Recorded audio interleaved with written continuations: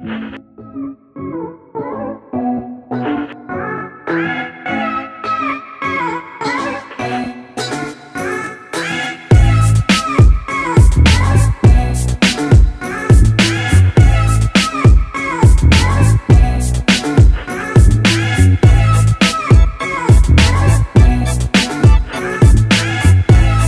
up guys, Gabe here and welcome back to another video. On today's video, I want to show you how to edit. Specifically, how to edit like Tezza. If you don't know who Tezza is, she's a fashion blogger, she has a big Instagram account and her photos are pretty cool. She also sells her presets, which are a little bit on the expensive side, so if you don't want to support her work and what she does and you kind of want to learn a little bit of editing and how to go about, you know, saving a few dollars and kind of emulating her look, then this is the video for you. Now a few weeks ago she posted a picture on her Instagram and I thought, I'm familiar with that location, I know exactly where that is, and I want to kind of recreate that same picture down to the edit. So that's what I did. I went out, did a whole photo shoot like you saw on that intro sequence, and then decided to edit it myself and see if I could try to emulate or even come close to Tezza's style. I'm pretty happy with what I got. I'm pretty satisfied with what I got as far as looks, and I want to show you guys what that is. And I also want to teach you guys exactly how you can get the same look. So now let's jump right into Lightroom. Let me show you what that looks like and how you can get this style as well. So here in Lightroom,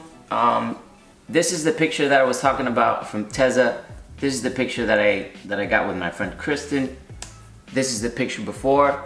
This is my edit on the picture, and as you can see, it's fairly similar, with just some few minor differences with, I would say, skin tone, because my friend has a different skin tone than Tezza. So let's go down the list. I'm going to show you exactly what was done to the picture so that you guys can pretty much understand how this preset works and how you can maybe apply it to your pictures. So as far as temperature goes, her pictures are very warm, so I went ahead and boosted that warmth quite a bit. Tints, I pushed it to 18. Exposure, I had to bring it quite a bit down, and it is because of the reason of the things happening down here, which we will go to in a second. Contrast, I see that her pictures have quite a bit of contrast, so we added plus 35 on that. Highlights all the way down to bring out that sky back. Shadows, almost all the way up to bring in that detail in the hair. Whites, I pushed them all the way up, almost 94, because of the same reason. Blacks, boosted them by 4.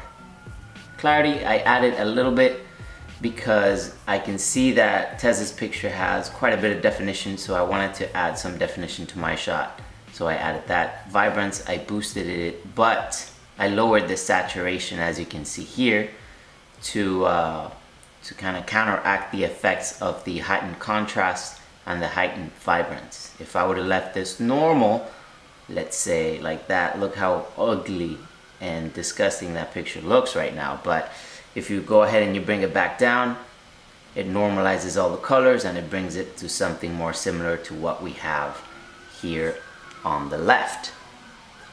Going on the list, I brought down the highlights on the curve. Not much done to the curve. The curve kind of stayed normal. It's kind of pretty flat curve.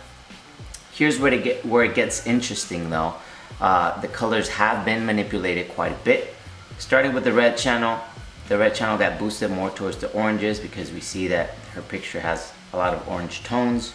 Played around with that. Oranges as well. We brought the luminance down because the luminance is what's taking care of the skin. You can see when I put it there at 0, my friend looks very pale, very white. And if we take a look at Tezza, she looks very tanned. So we went ahead and we brought the luminance of the oranges down to kind of emulate and mimic what was happening in this picture. Color toning, left it pretty much standard. There's not much going on there. Sharpening, I brought it up again to bring in that detail that we see in Tezza's picture. Noise reduction, I did not touch. Something else that I noticed that her picture had is quite a bit of grain, quite a bit of like vintage feel. So I went ahead and added a bunch of grain to my photo, about 79, with a size of 25 and a roughness of 50. And that's pretty much everything I did to the image to kind of recreate the style that she has going on in her picture in mind. So after doing that, I created a preset, which is the one that's available for download in this video. However, I didn't want to leave it just there. I wanted to teach you guys a little bit of how presets work and how you need to and have to manipulate these presets in order to make them work with your images. Now, just because somebody sells you their presets or you download these presets for free or you get them from anywhere in the internet, it doesn't mean that it's a one click and done. Sometimes a lot of work has to be done to a picture in order for you to get it the right way, but just the way that you want the picture to look. So let's jump right back into Lightroom. Let's apply the same preset to a new picture, see how it reacts, and then try to fix it. So back here in Lightroom, here is the picture with no edits at all. If we go ahead and click on develop, get rid of that, find the Gabe Teza preset, apply it. And as you can see, the picture looks very rough. It looks very washed out. Colors are not there. Not much is happening to this picture that I say, ooh, I like it. Because in reality, it needs a little bit of work for it to look exactly the way I want it to. So let's figure out what's happening here and what we can do.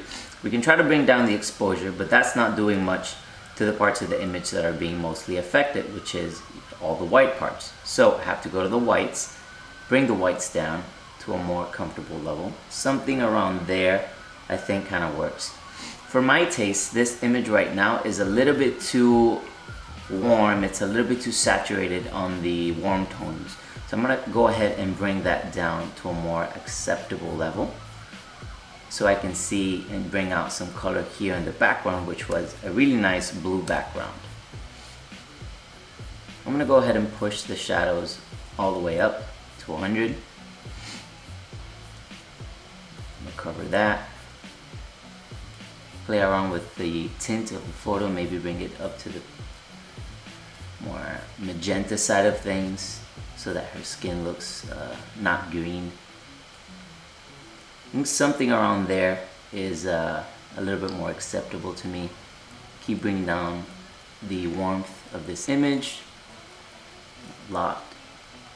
Something, I think right around there is fine. Let me go ahead and straighten out this image a little bit because it's driving me a little bit crazy. Click done. Everything else as far as the preset looks pretty good. Bring down that clarity because I don't want it to look crunchy. I want it to look smooth and vintagey as it does right now. And that's pretty much it for this picture. It started out right here, ended up right there, and I think it looks pretty good. So as you can see, you need to manipulate presets quite a bit in order to get them exactly the way that you want them to look. Having a preset doesn't mean that you're gonna apply that to every single one of your pictures and all your pictures are gonna look the same. In order to do that and in order to have a consistent body of work, you need to learn what's happening in the picture, how the colors are reacting with one another, how the sunlight is reacting to the image, what the person is wearing, what the background looks like. All these factors and all these elements contribute to what a picture looks like. Sometimes it's almost nearly impossible for a group of images or a large set of images to look exactly the same. However, keeping all of the things that I've told you in mind, you can come up with a body of work that's quite similar and quite consistent. Now, this is not meant to discourage anyone from buying presets or stopping anyone from supporting a fellow photographer or friend or whatever with buying their preset. That's totally fine. You can go ahead and do that if that is something that you desire. I've done it myself to support people who I trust and believe in their work just because I want to support their work. However, the most important takeaway that I would say to you guys out there is that learn your way around your camera, learn your way around your software, how capable your software is and how capable you are as a person to manipulate and understand what's happening within your picture so that you can get the look that you're going for without having to rely perhaps on buying presets or these other steps. Because I believe that presets should help you get to your end goal, not cripple you. Because if someday you don't have the presets to work with, then what are you gonna do? Do you know how to get from point A to point B? So I hope my videos and what I try to push out there for you guys and teach you guys helps you get from point A to point B. Thank you to everyone that supports my videos. Thank you for all the comments, all the shares, everything that you guys do for me. Thank you so much. So I hope you guys learned something today. I hope you enjoyed that video. Go ahead and download this preset. It's free. Use it, apply it. Let me know what you think of it. And if you like this video, go ahead and give it a thumbs up. Subscribe to my channel if you haven't done so already. And I'll see you guys on the next video.